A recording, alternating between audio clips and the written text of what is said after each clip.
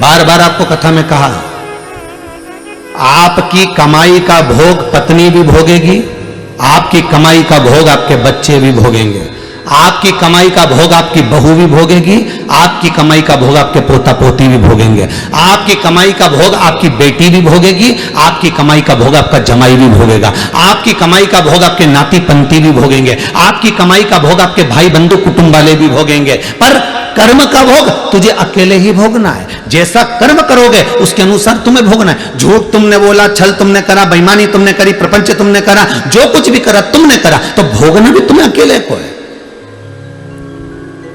भोग सब भोगेंगे पर कर्म का भोग कोई नहीं भोगेगा। कर्म का तो अकेले भोगना है। ऐसा अकेले कोई नहीं होगा, केवल शंभु और तुम, शंकर और तुम। कौन होगा? और वो बोलते जाएगा, ये कर्म तुमने करा है, इसका भोगना पड़ेगा। पर कभी कभी कोई जीव ऐसा उत्पन्न हो जाता है जो कर्म के भोग के साथ में भी परमात्मा का भजन कराकर जीवन तार देता है, जीवन सार्थक।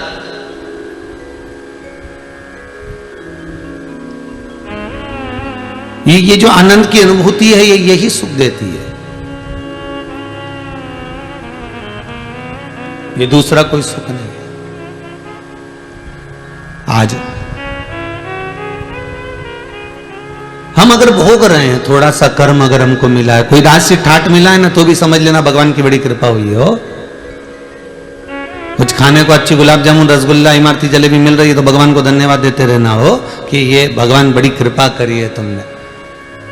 मनुष्य से तो जोरदार पक्षी होता है साहब, जितनी बार दाना चुगता है उतनी बार भगवान को नमन करता है, मुंडी झुकाएगा। दाना जब चुगेगा, चुगता जब है जब मुंडी उस सरकार के आगे झुका देता है। किसके आगे? उस परमात्मा के आगे। मनुष्य से अच्छा तो पक्षी है जो जब जब दाना चुगता है, चुगने से पहले अपनी मुंडी को झुकाता है कि परमात्मा तुझे धन्यवाद है जो मुझे खाने के लिए एक दाना तो दिया है तुमने, एक दाना मुझे दिया। वो पक्षी बार बार जितनी बार दाना उठाता है उतनी बार मुंडी झुकाता है, अपनी गर्दन को, अपने मुख को, अपने शीश को झुका देता है। उस दाने को उठाने के लिए नहीं झुकाता, वो परमात्मा को धन्यवाद देने के लिए झुकाता है कि तेरी कृपा से मुझे ये दाना खाने को मिल रहा है। अब ये तो पक्षी हुआ कि जब जब खाता है तब तब वो अपनी चोंच को, अपनी मुंडी को, अपने गले को, अपने शीश को बार बार झुका रहा है, परमात्मा को बार बार धन्यवाद दे रहा है। वो परमात्मा के आगे मस्तक को बार बार झुका रहा है, बार बार प्रणाम कर रहा है कि तेरे बल पर मुझे एक दाना खाने को मिला, तेरे बल पर मुझे ये दाना खाने को मिल रहा। जितनी बार पक्षी शीश झुकाता है उतनी बार मेरे बाबा विश्वनाथ को, मेरे शंभू को, मेरे ओघड़ी को, मेरे त्रिकालदर्शी, मेरे कैलाशी, मेरे अविनाशी, मेरे कुबेर भंडारी को बार बार धन्यवाद देता है। और एक इंसान दिन भर खाता है पर धन्यवाद देने का टाइम 2 समय बना रखा है। हम 2 अगरबत्ती सुबह लगा देते हैं, शाम को दिया लगा देते हैं, उतनी देर में भगवान का कोटा पूरा कर देते हैं। मतलब भगवान को भी काम के रूप में यूज कर रहा है।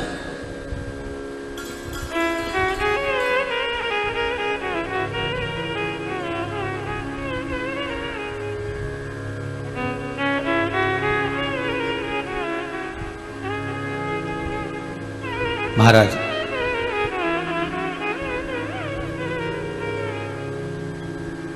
केवल मंदिर जाने पर परमात्मा कभी नहीं मिला रे बाबू।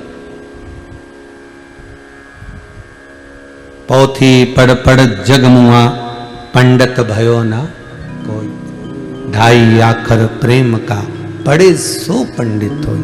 वो 2.5 अक्षर है कौन सा?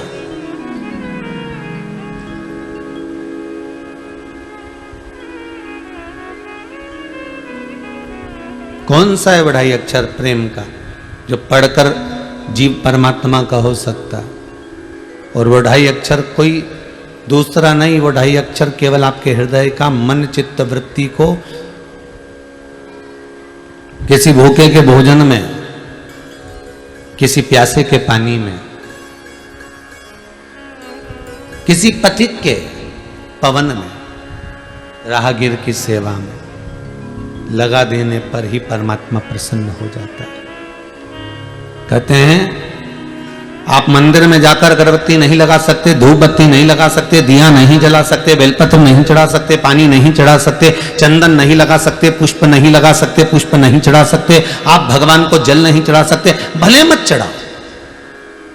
मेरा शंकर कभी आपसे कहने के लिए नहीं आएगा कि तूने ये नहीं करा।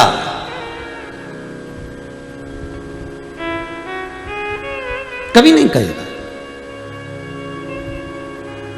94 तरह के नरकों में गरुड़ पुराण के अंतर्गत जितने नरक कहे गए हैं उसमें कोई नरक ऐसा नहीं लिखा कि तुम मंदिर नहीं गए इसलिए तुम्हें नरक भोगना पड़ेगा।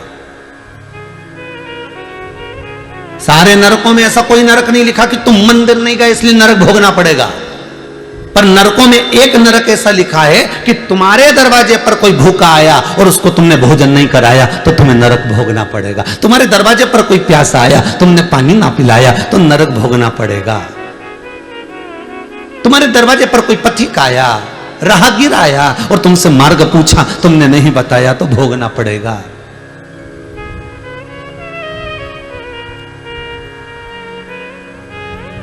तुम्हारे दरवाजे पर गौ माता आई, एक रोटी ना दे पाए, दरवाजे पर रात भर कुत्ता भोंकता रहा, तुम्हारी चौकीदारी करता रहा क्योंकि उसको एक रोटी इस दरवाजे से मिलती थी और वो नहीं दे पाए तो नरक भोगना पड़ेगा।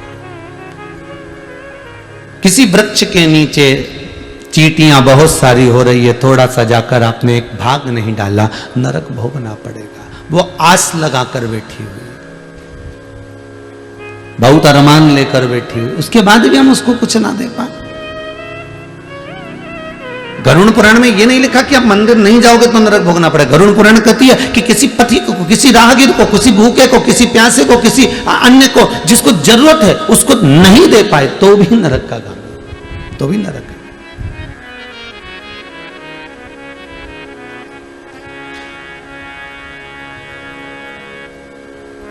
और वो कहते हैं ना, स्वयं खा लेना सुकृति है, छोड़ाकर खा लेना विकृति है, पर बांट कर खाना ये मेरी भारत देश की संस्कृति है। यही भारत भूमि की संस्कृति है। बड़ा भाई ताने पर ताना दे दे, गाली पर गाली दे दे, अपशब्द पर अपशब्द कह दे। छोटा भाई ताने पर ताना दे दे, अपशब्द पर अपशब्द कह दे, गाली पर गाली दे दे। देवरानी कितनी भी गाली दे, जेठानी कितनी भी गाली दे, ननंद कितनी भी गाली दे, सास कितनी भी गाली दे, अपशब्दों पर अपशब्द कह रही हो, वाणी पर वाणी कह रही हो, गाली पर गाली दे रही हो, पर फिर भी आपकी चेष्टा, आपकी एकाग्रता, आपकी चित्त वृत्ति, आपका मन, सास गाली दे रही है बहू को, वो दे। बहू अगर कुछ कह रही है उसकी मर्जी, वो कहे, मना नहीं, पर निवेदन इतना है, उसके कर्म, उसके कर्मों का भोग उसको भोगना ही है, भोगना ही पड़ेगा।